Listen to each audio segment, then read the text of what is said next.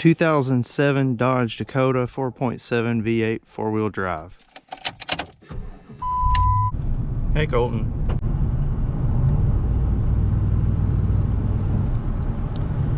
Truck shuts off over 2,000 RPMs.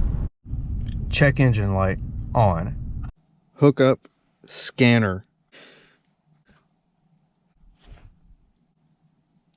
Buy a new throttle position sensor. Get your new mini ratchet set. It was an impulse purchase. You needed it anyways.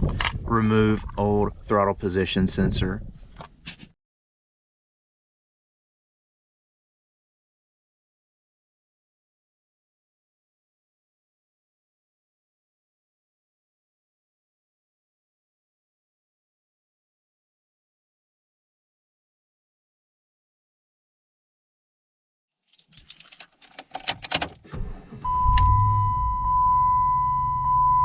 Test drive.